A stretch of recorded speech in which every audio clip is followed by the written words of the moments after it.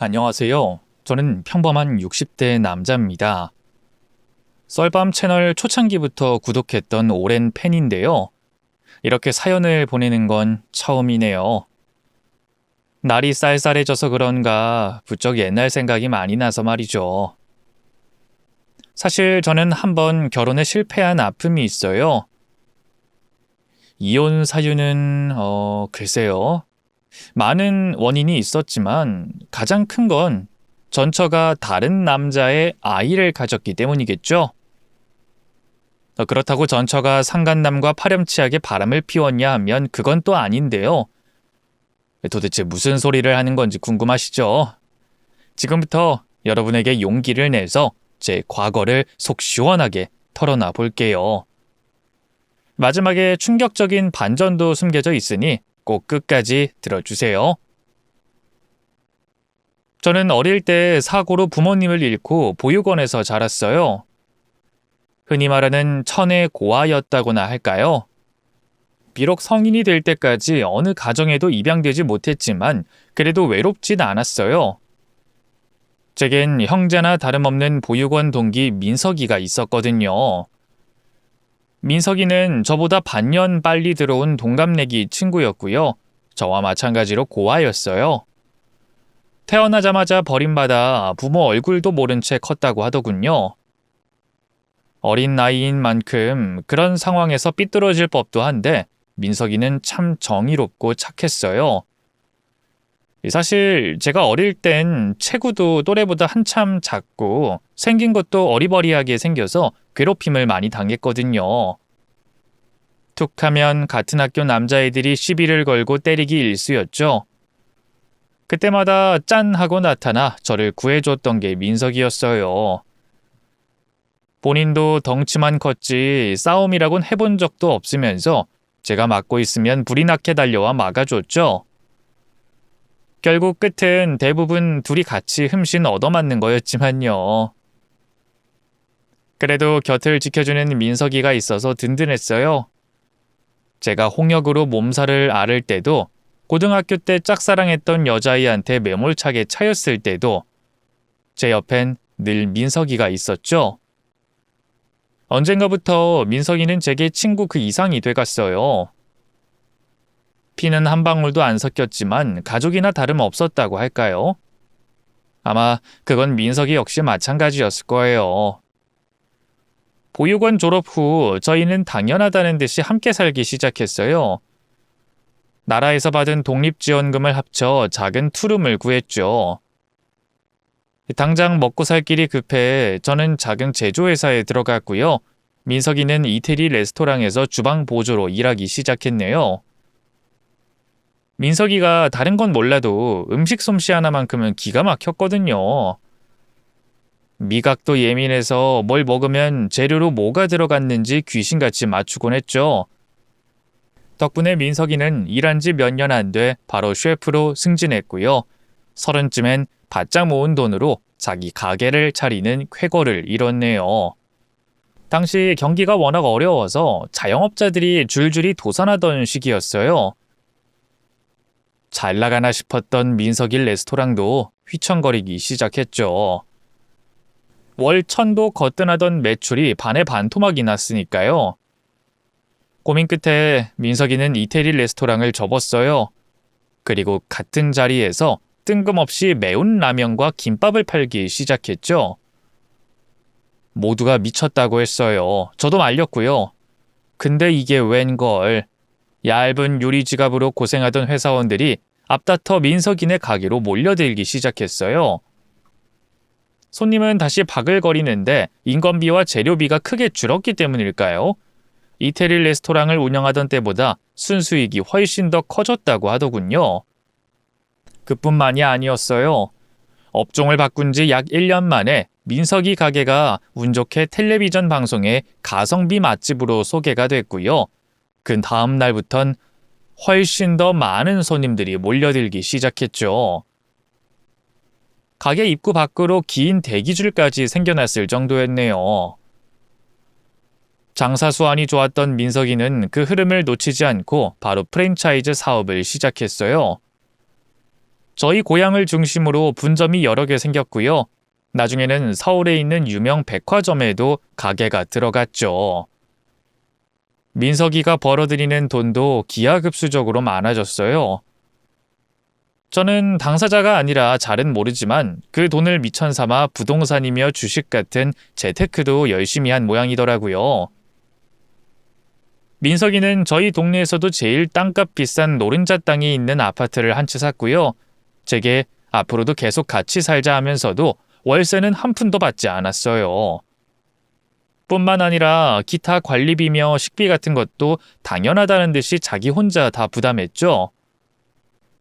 제 생일에 민석이한테 명품 지갑을 선물 받고는 얼마나 놀랐나 몰라요. 부담스럽다고 이러지 말라고 해도 막무가내로 제품에 안겨주더군요. 그냥 받아 임마. 친구 좋다는 게 뭐냐? 무슨 친구 사이에 이런 비싼 선물을 주고받아. 난 이만큼 못 돌려준다고. 누가 돌려달래? 그냥 서로 형편껏 하는 거지. 그리고 우리가 그냥 보통 친구 사이냐? 같이 산 지 벌써 20년이 넘었는데 이 정도면 가족이지 뭐. 가족. 민석이의 입에서 뱉어진 그 말에 얼마나 감동받았나 몰라요. 꼭 피를 나눠야만 가족인 건 아니잖아요. 저희는 20년 넘게 한 지붕 아래 살면서 서로의 희노애락을 함께 했고 그 시간 속에서 민석이는 제게 그 누구보다 중요한 사람이 됐죠. 민석이를 위해서라면 저는 제 간도 떼어줄 수 있었어요. 그게 가족이 아니라면 대체 뭐겠어요. 돈이 돈을 부른다고 시간이 흐를수록 민석이는 더욱더 성공한 사업가가 돼갔어요. 따로 외식 관련 회사도 차렸는데요. 직원 수만 100명이 넘어가는 나름 튼튼한 중견기업으로 성장했죠. 그럴수록 민석이는 제게 더 많은 걸 베풀었어요. 생활비 전반을 본인이 다 부담하는 건 당연했고요. 차든 가방이든 뭘 살 때마다 꼭 제 것도 같이 샀죠. 참 고마웠어요. 한편으로는 저도 그런 민석이의 무한한 베품에 보답하고 싶어졌죠. 하지만 여전히 제게 현실의 벽은 너무 차가웠어요. 그때까지도 전 여전히 중소기업을 전전하는 회사원일 뿐이었고요. 고졸이라는 가방끈에 발목 잡혀 승진도 못하고 있는 상태였죠. 언젠가부터 스스로에게 자괴감도 들더라고요. 너무 친한 사이였기 때문에 민석이의 성공이 배가 아프거나 질투가 나는 건 아니었어요. 그러나 자꾸 비교가 되고 열등감이 드는 건 막을 수가 없더라고요. 하늘이 이런 제 추한 마음을 알아챘던 걸까요? 그래서 제게서 민석이를 빼앗아가 버린 걸까요? 그 어떤 전조 증상도 없이 어느 날 불현듯 민석이는 사람들 앞에서 모습을 감췄어요. 회사에서도 집에서도 머리카락 한 올 보이지 않았죠. 한 일주일은 그냥 믿고 기다렸던 것 같아요. 핸드폰도 없애버렸으니 사실 마냥 기다리는 것밖엔 답이 없었죠. 그 사이 지인들에게 행방을 수소문해보기도 했지만 다들 아는 게 없더군요. 심지어 민석이의 여자친구마저 아무것도 몰랐어요. 혹시 어디서 사고라도 당한 건 아닐지 가슴이 새까맣게 타들어가더군요. 보름쯤 지났을 땐 더는 안 되겠다 싶어서 경찰에 신고를 했죠. 경찰에 알리기만 하면 바로 민석이의 행방을 찾을 수 있을 줄 알았어요. 하지만 경찰의 탐색 수사에도 불구하고 여전히 민석이의 행적은 오리무중이었죠. 그토록 기다리던 민석이의 소식을 전해들은 건 뜻밖의 상황에서였어요. 민석이가 행방불명된 지 한 달쯤 지난 어느 날 퇴근 후 텅 빈 집에서 홀로 저녁을 먹고 있을 때였어요. 갑자기 누군가 배를 두드리더군요. 혹시 민석인가 싶어 바로 현관문을 열고 나가봤는데 이게 웬걸. 처음 보는 험상궂은 남자들 대여섯 명이 우르르 서 있었어요. 다짜고짜 여기가 민석이 집이냐고 묻더군요. 맞는데 대체 누구십니까? 에이, 그럼 당신이 박민석이랑 같이 산다는 그 친구야? 어이, 당신은 알지? 박민석이 그 새끼 지금 어딨어? 저도 몰라요. 모르긴 뭘 몰라?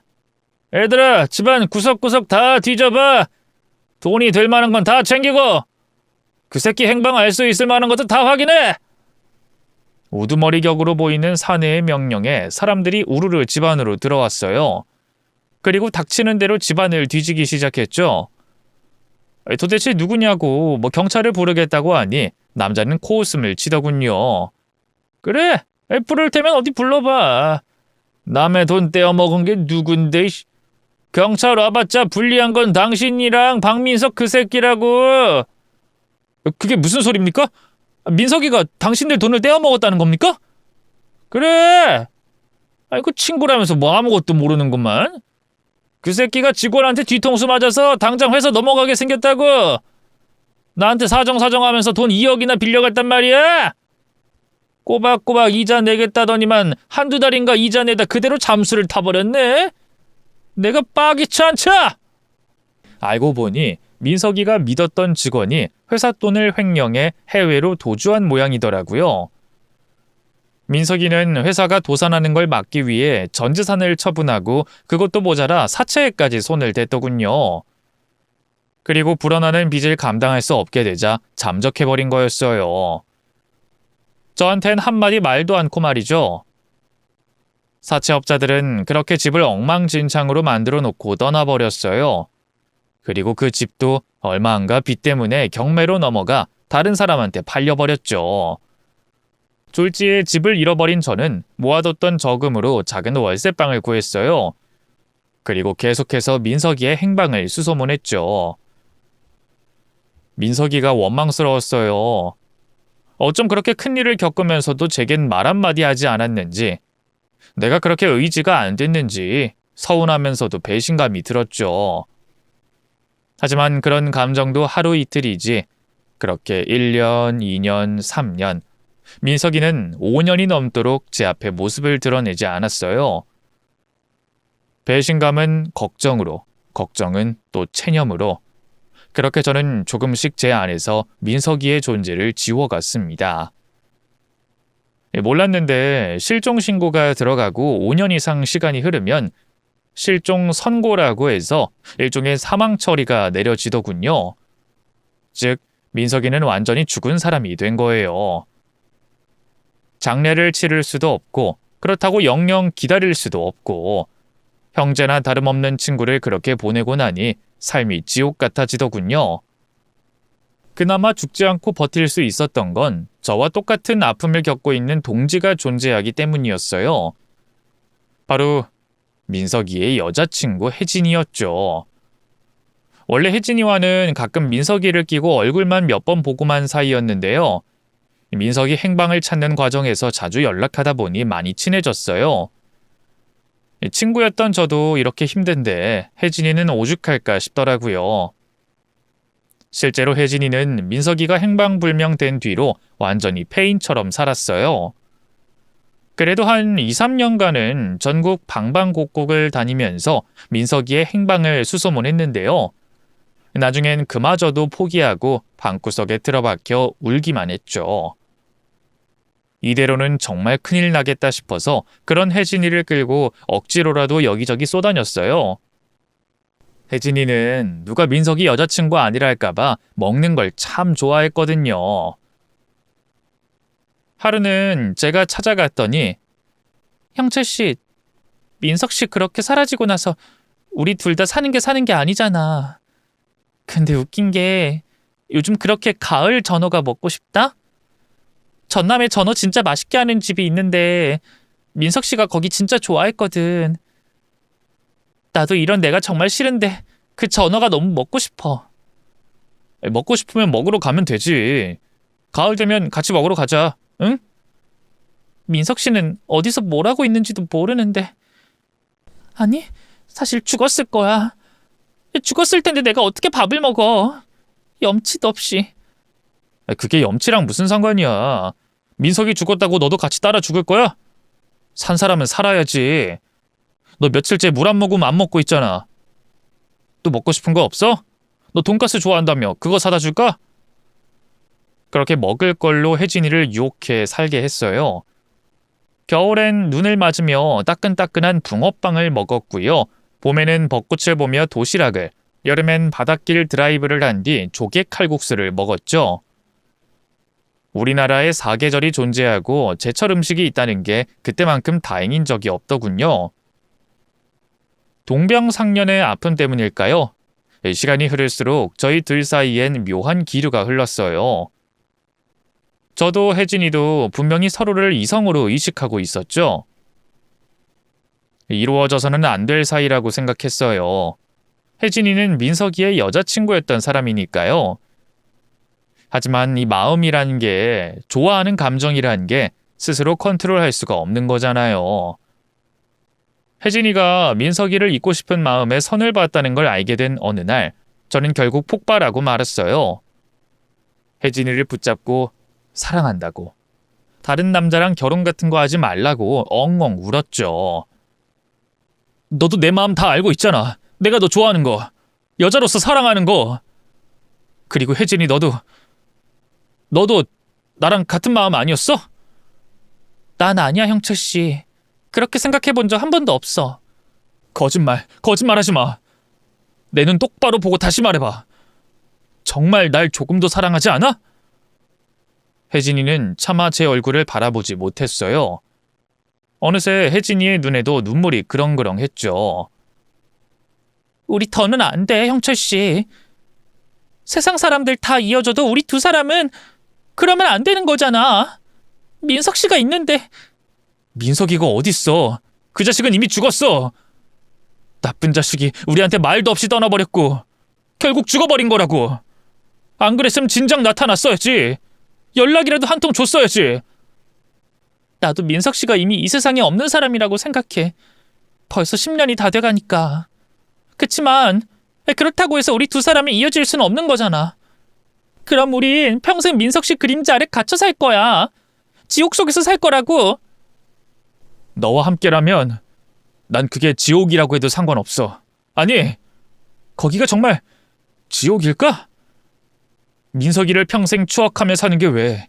너도 나도 민석이 그 자식 사랑했잖아. 잊을 수 없잖아. 그렇다면 평생 같이 기억하면서 살자. 응? 아니, 그런 걸 다 떠나서 난 혜진이 너 없이 못 살아. 널 정말 사랑한다고. 다른 남자한테 뺏긴다고 생각하면 미칠 것 같아. 제발 나 좀 살려주라, 혜진아. 제발. 저는 눈물로 혜진이에게 호소했어요. 그 애원이 먹힌 걸까요? 한참을 망설이던 혜진이가 저를 끌어안더군요. 그래, 죽어가는 나를 살린 게 형철씨야. 맨날 찾아와선 이거 먹으러 가자, 저거 먹으러 가자 하면서 날 열심히도 꼬셨잖아. 언젠가부터 그런 형철씨의 연락이 기다려졌어. 같이 맛있는 거 먹고 예쁜 풍경 보는 것도 너무 행복했고. 나도 이제는 행복해져도 되는 거잖아. 민석씨 그렇게 되고 나서 수년을 끔찍한 지옥 속에서 살았어. 앞으로는 형철씨랑 같이 행복해지고 싶어. 나도 같은 마음이야. 고마워, 혜진아. 내가 앞으로 정말 잘할게. 그 자리에서 저희는 눈물 섞인 입맞춤을 나눴고요.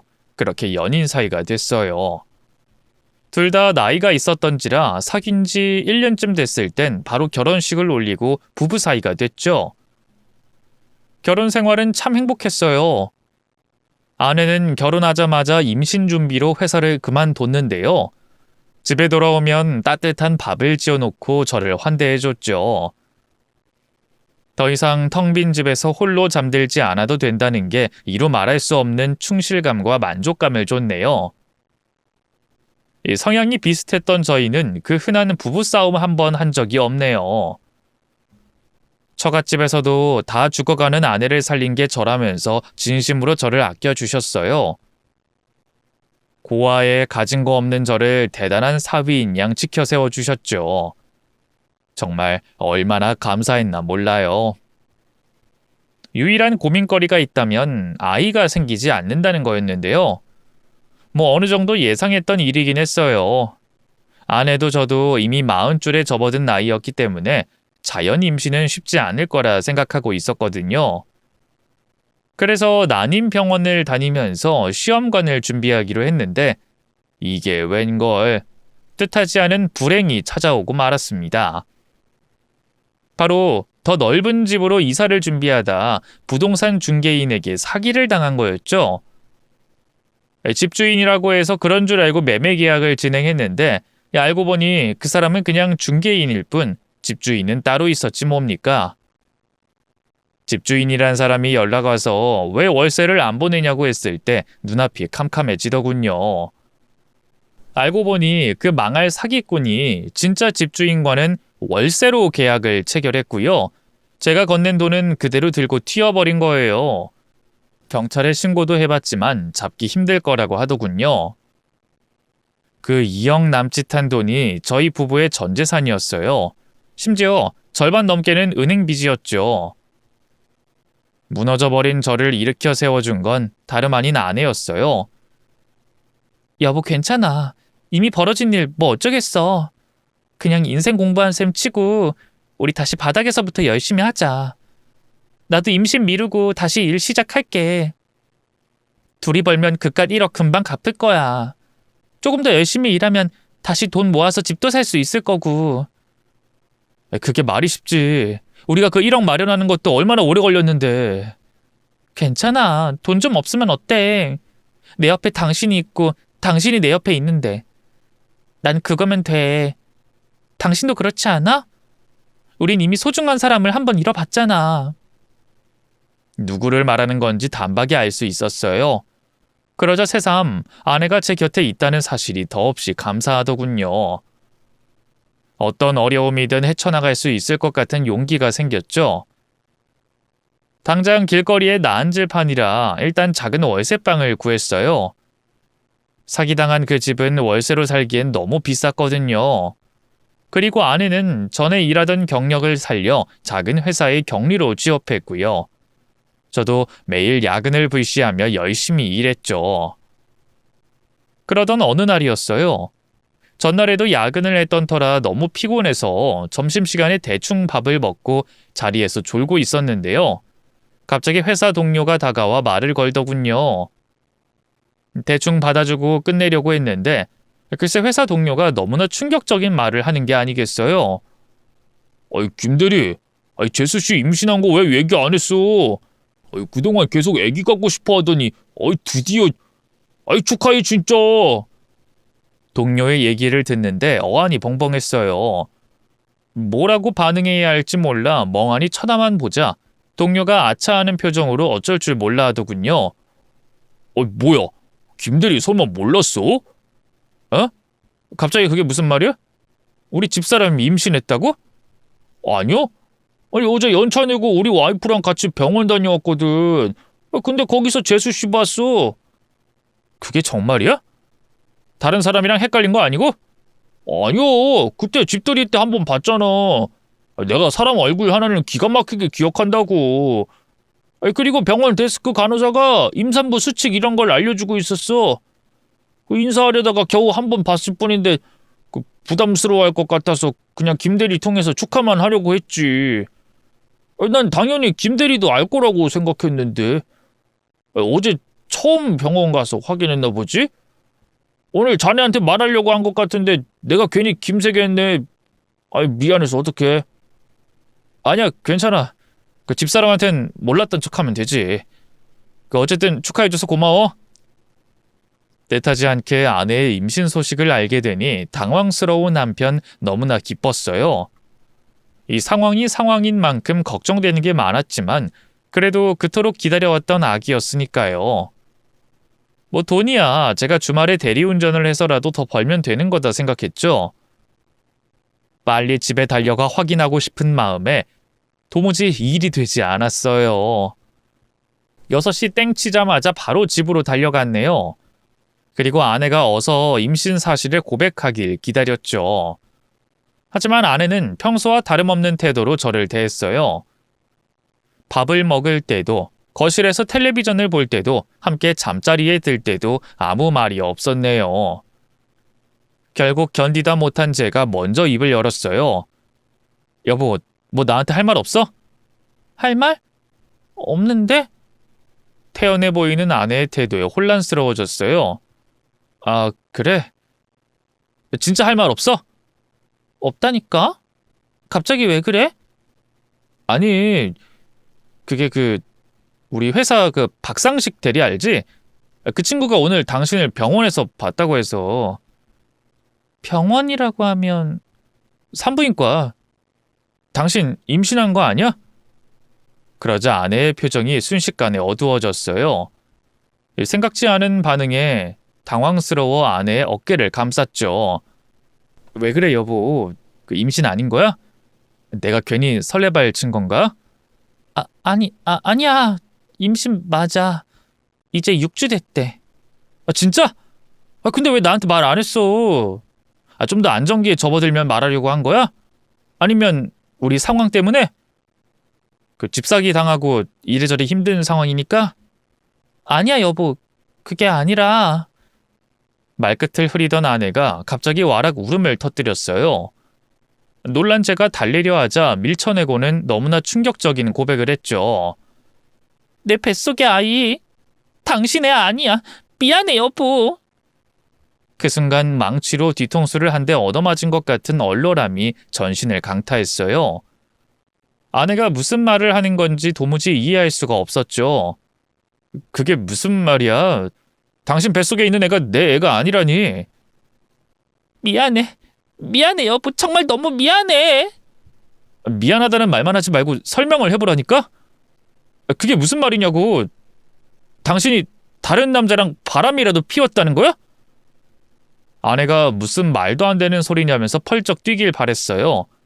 화를 내면서 자기를 모욕하지 말라고 제 뺨이라도 때리길 바랬죠. 하지만 아내는 울음을 꾹 참으면서 고개를 끄덕일 뿐이었습니다. 맞아. 나 당신한테 못할 짓 했어. 미안해. 우리 이혼하자. 여보 아무것도 묻지 말고 그냥 이혼해주라. 이혼이라니. 어떻게 당신 입에서 그런 말이 나올 수가 있어? 지금 나 놀리려고 몰래카메라 같은 거 하는 거야? 그치? 뭐 그런 거지? 저는 미친 사람처럼 아내를 채근했어요. 하지만 아내는 두 손으로 얼굴을 감싸고 더욱 서럽게 울기만 했죠. 그런 아내를 차마 달래지도 못한 채 넋을 놓고 서 있는데 아내가 또다시 너무나 경악스러운 말을 했습니다. 이 말을 해야 되는 건지 하지 말아야 하는 건지 판단이 안 되는데 뱃속의 아이 아빠 당신도 아는 사람이야. 뭐? 내가 아는 사람이라고? 대체 누군데? 머릿속으로 알고 지내는 남자들의 얼굴이 차르륵 스쳐 지나갔어요. 하지만 아내와 접점이 있는 사람은 없었죠. 도대체 아내가 누구와 불륜을 저질렀다는 건지 목이 타들어가는 초조함이 몰려왔어요. 그래서 저도 모르게 성마르게 소리쳤네요. 누구냐니까 왜 대답을 안 해? 내가 누구냐고 물어봤는데. 누구야? 도대체 누구랑 붙어 먹은 건지 얼른 말해. 민석 씨야. 당신 친구이자 내 전 남자친구였던 민석 씨. 아내의 말에 정신이 혼미해졌어요. 여기서 갑자기 10년 가까이 행방이 묘연한 죽은 사람이나 다름없는 민석이의 이름이 왜 튀어나오는 건지 이해할 수가 없었죠. 급기야 아내의 정신에 문제가 있다는 생각까지 하게 됐네요. 이 섬뜩한 마음에 아내의 어깨를 붙잡고 소리쳤죠. 당신 미쳤어? 아직도 민석이 못 잊은 거야? 민석이는 죽었다고! 근데 대체 무슨 소리라는 거야? 아니야. 민석 씨 안 죽었어. 얼마 전에 연락 와서 내가 만났다고. 아내의 반박에 현실감이 들지 않았어요. 마치 꿈을 꾸는 것 같았죠. 그 사이 아내가 울면서 사건의 자초지종을 설명했어요. 얼마 전에 모르는 번호로 전화가 와서 받았더니 민석 씨인 거야. 처음엔 거짓말인 줄 알았는데 우리 둘만 아는 얘기를 해서 그 사람인 걸 알았어. 거짓말 아니야. 내가 직접 만나서 얼굴까지 확인했다고. 그럼 그동안 대체 왜 우리 앞에 안 나타나고 있던 거래? 그렇게 죽은 사람으로 지낸 이유가 대체 뭐냐고? 처음엔 빚쟁이들 피해서 잠깐만 숨어 있으려고 했대. 근데 도피 생활 중에 회사 돈 들고 튀었던 그 직원이 필리핀에 있다는 걸 알고 잡으러 갔던 모양이야. 그때 빚쟁이들한테 안 들키려고 불법 여권으로 나갔는데 그게 문제가 돼서 거기에 발이 묶였었대. 그 사이에 우리나라에선 실종 신고가 들어갔고. 아무리 그래도 연락 한 통 못하는 게 말이 돼? 자세히 말은 안 하는데 아무래도 너무 힘들어서 마약에 손을 댄 것 같아. 그래서 더욱더 연락할 수가 없었대. 혹시라도 우리가 엮여서 피해가 갈까 봐. 원래는 당신한테도 얘기하고 같이 만나려고 했는데 내가 당신이랑 결혼했다는 걸 알고는 만나는 걸 주저하더라고. 그냥 전화 끊어버리려고 하길래 내가 제발 만나달라고 사정했어. 그래서 만났고 옛날 감정이 되살아나면서 그만 하룻밤을 함께 보냈어. 나 친정에서 자고 온다고 했던 날 기억해? 그날이야. 불현듯 아내가 몇 달 전 친정에서 하룻밤 자고 온 게 생각났어요. 그 뒤로 부쩍 우울해 보이더라니 설마 이런 끔찍한 진실을 품고 있을 줄은 몰랐죠. 당신한테 너무 죄스러워서 그대로 집에 안 돌아가려고 했어. 민석 씨한테 이혼할 테니까 같이 떠나자고 말했지. 그만 말해. 더는 듣고 싶지 않다고. 아내의 말 한마디 한마디가 제게 비수가 돼 날아왔어요. 10년 가까운 시간 동안 아내의 곁을 지킨 건 저였는데 아내가 아직도 민석이를 잊지 못하고 있다는 게 절망스러웠죠. 하지만 따지고 보면 아내는 원래 민석이의 여자였으니까 민석이 입장에선 제가 가로챈 것이나 다름없었죠. 애초에 둘 사이에 끼어든 방해꾼은 저였던 거예요. 아내가 애처로운 표정으로 저를 바라봤어요. 여보, 민석 씨는... 그만 얘기하라니까? 이제 충분히 알아들었어. 그만 설명해도 된다고. 결국 당신이 사랑하는 건 내가 아니라 민석이라는 거잖아. 민석이한테 가. 한국에 들어와서 당신한테 연락했다는 건 이제 빚도 다 정리했고 새 출발할 수 있게 됐다는 거겠지. 안 붙잡을게. 가서 잘 살아. 그러자 아내의 두 눈에서 다시 닭똥 같은 눈물이 뚝뚝 떨어졌어요. 그리고 또다시 너무나 경악스러운 진실을 털어놨죠. 여보, 그 사람 많이 아파. 아프다고? 민석이가? 곧 죽는데 뇌종양이래. 그래서 죽기 전에 나 보고 싶어서 연락한 거래. 어떡해? 어떡하면 좋아, 여보? 그 사람 불쌍해서 어떡해? 나는 어떡하고 뱃속의 아기는 또 어떡해? 우리 아기, 불쌍한 우리 아기. 나 이 아기 지우기 싫어, 여보. 지우려고 병원도 알아봤는데 도저히 못하겠어. 내 손으로 내 새끼를 어떻게 죽여? 아내는 그대로 바닥으로 무너져 내렸어요. 그리고 배를 끌어안고 오열하기 시작했죠. 저는 연달아 알게 된 충격적인 진실에 어찌할 바를 모르고 우두커니 서 있기만 했네요. 그런데 어느 순간부터 아내가 배를 감싸고 고통에 찬 신음을 흘리기 시작했어요. 급기야 아내는 저를 향해 손을 뻗으며 애원하더군요. 여보, 나 배가 너무 아파. 아기가, 우리 아기 좀 살려줘. 그 순간 찬물을 맞은 듯 정신이 번쩍 들었어요. 119를 불러야 한다는 생각도 못하고 부랴부랴 아내를 들쳐 업었어요. 그리고 집에서 가장 가까운 병원 응급실로 허둥지둥 달려갔죠. 다행히 의사는 일시적인 충격으로 배가 딱딱하게 뭉쳐서 그런 것 같다고 일단 하루 정도 입원해서 경과를 지켜보자고 하더군요. 바로 회사에 연락해 내일 하루 쉬겠다고 연차를 냈고요. 밤새 아내 곁을 지켰네요. 뭐라 말로 표현하기 힘들 만큼 복잡한 심경이었어요. 아내가 다른 남자와 바람이 났는데 그 남자가 죽은 줄로만 알았던 내 불알 친구 민석이었다니. 게다가 민석이는 뇌종양으로 곧 죽는다니. 삼류 영화에도 안 나올 법한 일이 제게 벌어지다니 믿을 수가 없었죠. 고민하다 아내의 핸드폰을 열어 연락처 목록을 확인했어요. 저장되지 않은 번호 하나로 아내가 자주 연락을 했더군요. 망설이다가 통화 버튼을 눌렀습니다. 여보세요? 전화가 연결되자마자 그리운 목소리가 넘어왔어요. 듣자마자 바로 알겠더군요. 민석이라는 걸 말이죠. 순식간에 목구멍이 콱 막히면서 여러 감정이 복받치더라고요. 너 민석이 맞냐? 내가 누군지 알겠어? 제 물음에 상대는 한동안 아무 말이 없었어요. 전화가 끊어진 건 아닐까 싶어 확인하려던 순간 민석이가 간신히 입을 열더군요. 내가 널 어떻게 몰라. 목소리 듣자마자 바로 알았지. 오랜만이다 형철아. 잘 지냈어? 너 같으면 잘 지냈겠냐? 집사람한테, 아니 혜진이한테 얘기 다 들었다. 일단 한번 만나자. 얘기 다 들었으면 알겠네. 혜진이랑 나 사이에 무슨 일이 있었는지. 미안하다 형철아. 내가 무슨 면목으로 널 만나겠냐. 그러니까 더더욱 만나야지. 만나서 얼굴 보고 사과해야지. 그리고 너 혜진이가 임신한 건 알고 있냐? 뭐? 혜진이가 임신을 했다고? 아, 설마. 그래, 네 애야. 요 몇 달 나 혜진이랑 잠자리 한 적 없거든. 제 말에 민석이는 아무 말도 하지 못했어요. 그런 민석이에게 얼굴 보고 얘기하자고 했네요. 생각지도 못한 임신 소식에 당황했는지 그제야 알겠다고 하더군요. 오랜만에 만난 민석이는 완전히 다른 사람 같았어요. 피골이 상접한 창백한 얼굴에 빡빡 밀어버린 머리까지. 옛날에 건장하고 호기롭던 모습은 그 어디에서도 찾아볼 수 없었죠.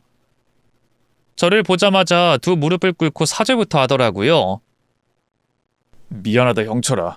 말도 없이 너 떠난 것도 그렇고 혜진이도 입이 10개라도 할 말이 없다. 됐어. 이제 와서 그런 걸 따져봐야 뭐해. 아무 의미 없지. 그보다 너 죽는다니 그게 무슨 말이야? 뇌 종양이라는 게 사실이야? 그러자 민석이가 씁쓸하게 미소 지었어요. 체념의 미소였죠. 맞아. 한국 들어오자마자 너랑 혜진이 소식부터 제일 먼저 알아봤거든. 근데 너희 결혼했다는 거 알고 원래는 절대 만날 생각이 없었어. 내가 세상에서 제일 사랑했던 두 사람이 그렇게 맺어졌으니 잘된 일이다. 앞으로도 이렇게 죽은 사람으로 살아가자 그렇게 결심했지. 그런데 언젠가부터 몸이 너무 이상해서 병원에 가니까 뇌종양이라고 하더라. 크기도 너무 크고 위치가 안 좋아서 수술해도 살 수 있는 가망이 없대. 앞으로 길어야 반년이라고. 그래서 죽기 전에 얼굴 한 번만 보려고 했던 건데 막상 보니까 옛날 감정이 되살아나면서 내가 욕심을 부렸어. 그래서는 안 됐던 건데 임신이라니. 애가 생겼다니. 나 너한테도 혜진이한테도 정말 마지막까지 못할 짓 한다. 참 나빴지? 민석이는 제 앞에서 한 번도 눈물을 보인 적 없는 강한 친구였어요. 그런 녀석이 처음으로 아이처럼 엉엉 울음을 터뜨리더군요. 그 모습을 보고 있자니 저도 왈칵 눈물이 나더라고요. 민석이를 향한 원망도, 미움도, 배신감도 그 눈물에 씻은 듯이 녹아 사라졌죠. 미안한 거 알면 어떻게든 살아 이 자식아. 포기하지 말고 다른 병원도 가보고 실력 좋은 의사 만나서 수술 받고 하라고. 어떻게든 살란 말이야. 거진 10년 만에 나타나서 이러는 게 어딨어. 네가 생각해도 너무하지 않냐? 미안해. 미안하다 형철아. 나도 너 정말 보고 싶었어. 진작 연락하고 싶었는데 혹시라도 빚쟁이들이 알면 너한테 깽판 칠까봐. 일 다 해결되고 한국 들어왔을 땐 네가 이미 혜진이랑 결혼한 뒤였어. 근데 어떻게 연락하겠냐? 그래도 연락했어야지 나쁜 놈아. 어떻게 친구의 여자를 가로채냐 하면서 뺨이라도 한 대 때렸어야지. 그러게. 그렇게라도 할 걸 그랬네. 이젠 상황이 역전돼서 내가 너한테 뺨 맞을 차례 아니냐? 민석이는 억지 미소를 지으면서 웃기지도 않은 농담을 했어요. 그런 민석이를 째려보다가 또 서로 부둥켜 안고 한참을 울었네요. 그러다 간신히 진정이 되고 난 뒤 그간 궁금했던 것들을 물어봤죠. 그러고 보니까 빚은 그 회사 돈 횡령했던 직원은 찾은 거야? 잡아서 경찰에 넘기고 돈도 다는 아니지만 어느 정도 돌려받았어. 그걸로 빚도 다 갚았고. 민석이는 그동안 자기가 어떻게 살아왔는지 짧게 설명했어요. 그리고 어두운 표정으로 아내의 이름을 입에 올리더군요. 혜진이가 나쁜 마음 먹고 작정하고 널 배신한 건 아니야. 그렇다고 아직도 날 사랑해서 그런 것도 아니고. 그냥 너무 오랜만에 만났고 그동안 쌓였던 그리움 때문에 순간적으로 실수한 거지. 그 사람은 누구나 실수할 수 있는 거잖아. 알아. 난 혜진이 원망 안 해. 물론 나도 성인군자는 아니니까 화도 나고 배신감도 들지만 혜진이가 너랑 그런 거 머리로는 충분히 이해할 수 있어. 그래. 그렇게 말해주니까 고맙다. 차마 너한테 뱃속에 아이까지 부탁하진 못하겠지만 그래도 혜진이는 지금 네 아내잖아. 네가 지금까지 그랬던 것처럼 잘 지켜줘. 부탁한다. 너 당장 죽을 사람처럼 왜 그래 진짜. 너 이렇게 죽으면 진짜 나쁜 놈이야. 살아야 돼. 어떻게든 살아야 한다고. 그래, 일단 노력은 해볼게. 안 그래도 의사가 언제 입원할 거냐고 난리야. 그렇게 민석이는 바로 병원에 입원했어요. 종양이 너무 커서 바로 머리를 열어 수술하기 힘들고요. 일단 약물 치료부터 해보자고 하더군요. 고민 끝에 아내에게도 이 사실을 알렸어요. 그리고 둘이서 자주 민석이를 면회 갔죠. 겉으로는 서로 웃으며 지냈지만 아내와의 사이가 예전 같을 수는 없었어요. 저희는 어느 순간부터 각방을 쓰기 시작했고요. 더는 친밀한 스킨십도 애정어린 대화도 나누지 않았죠. 시간은 화살처럼 빠르게 흘렀고요. 아내의 배도 점차 부풀어 올랐어요. 그리고 출산 예정일을 며칠 앞둔 어느 날 드디어 아내의 진통이 시작됐죠. 바로 아내를 데리고 병원으로 향했어요. 의사는 초산의 노산이라 자연분만을 시도해보고 힘들면 수술을 하자고 하더군요. 무엇보다 아내의 건강이 최우선이었기에 그렇게 하겠다고 했네요. 그런데 잠시 후 간호사가 와서 생각지도 못한 말을 하더군요. 탯줄은 남편분이 자르시는 거죠? 이따가 아기 나오면 부를 테니까 대기해 주세요. 네? 탯줄이요? 네, 보통 남편분들이 많이 자르세요. 아기 아빠가 자르는 게 더 의미가 있으니까요. 싫으신가요? 아니, 그게 아니라 간호사의 말을 듣는데 어쩔 수 없이 민석이 생각이 나더라고요. 어쨌든 아이의 아빠는 민석이었으니까요. 또 죽기 전에 그래도 자기 아이 얼굴 정도는 봐야 하는 게 아닌가 싶더군요. 망설이다 진통하는 아내에게 조심스럽게 물어봤어요. 민석이를 부르려고 하는데 당신 생각은 어떠냐고요. 아내는 눈물이 그렁그렁한 얼굴로 제게 고맙다고 하더군요. 바로 민석이를 불렀어요.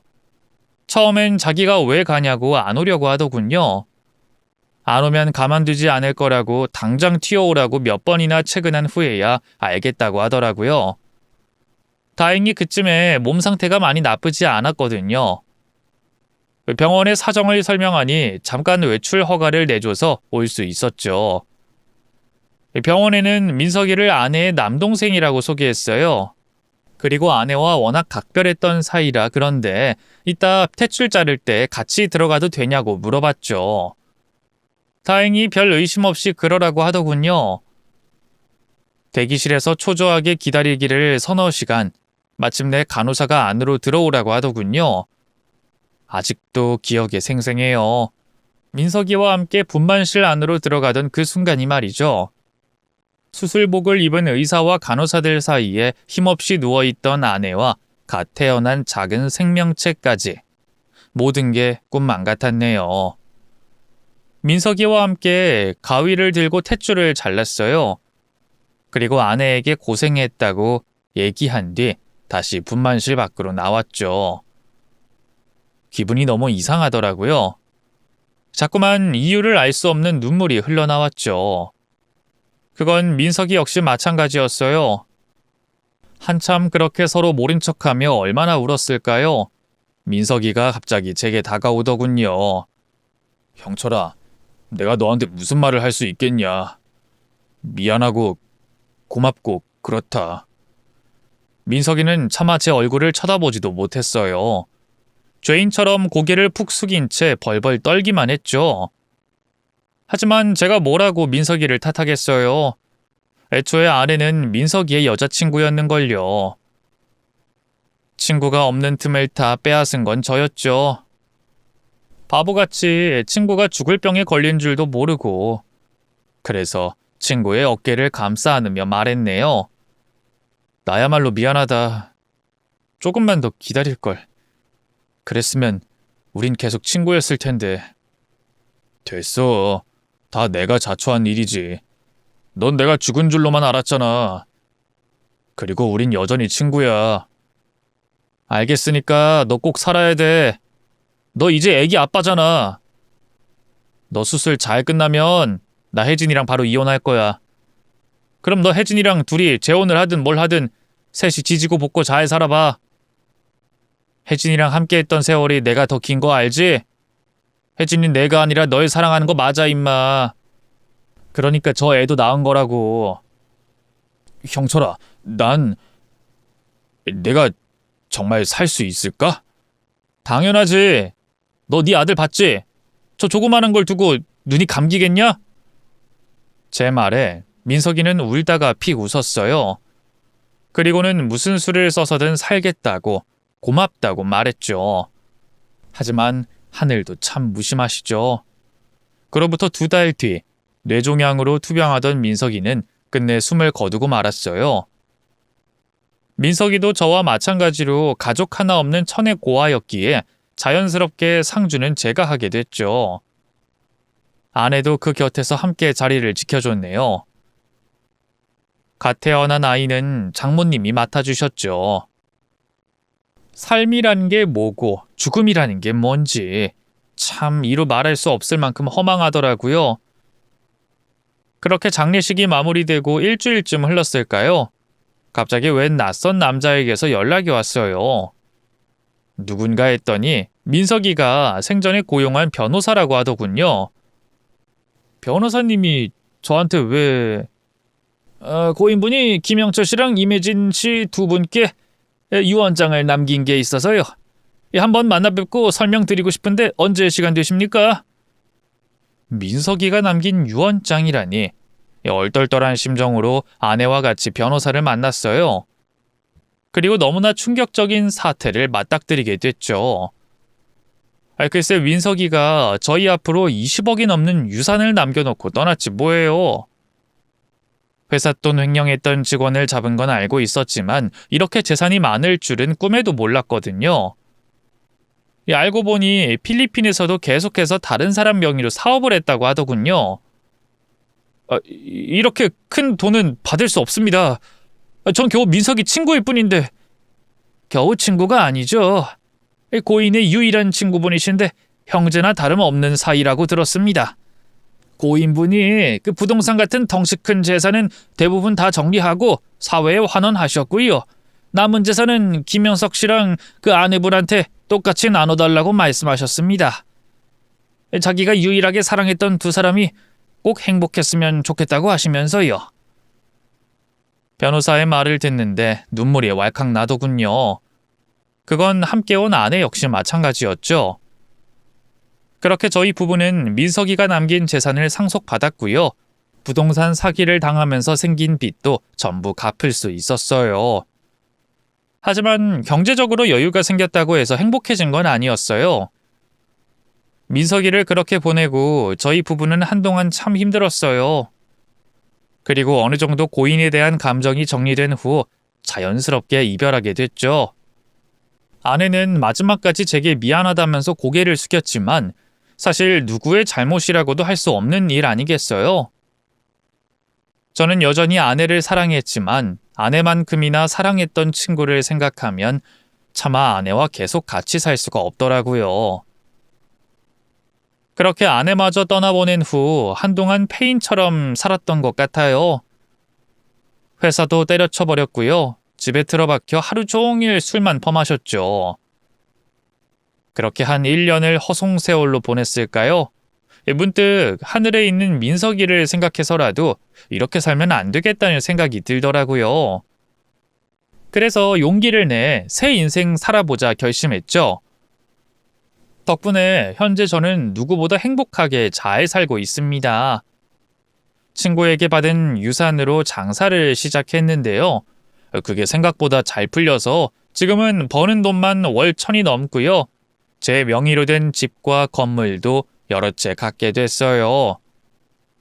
무엇보다 제 곁을 지켜주는 새로운 사랑이 생겼답니다. 지금 아내는 거래처 사장님에게 소개받았는데요. 전처와 있었던 일을 전부 다 알고도 품어준 따뜻하고 착한 사람입니다. 재혼한 지 2년 만에 아들 하나, 딸 하나 낳고 남부럽지 않게 잘 살고 있네요. 전처와 연락은 하지 않고 사는데요. 공통지인에게 전해 듣기론 아들과 둘이 씩씩하게 잘 살고 있다 하더군요. 이제 전처에겐 아무 감정도 없지만 그래도 그 사람이 아들과 둘이 행복하게 잘 살았으면 좋겠습니다. 과거 끔찍한 아픔을 겪은 덕분에 얻은 깨달음이 있어요. 그건 바로 곁을 지켜주는 내 사람만큼 귀한 건 없다는 거죠. 여러분도 곁을 지켜주는 친구와 가족들을 보다 귀하게 여기시길 바랍니다. 긴 얘기 들어주셔서 감사합니다. 모두 건강하세요.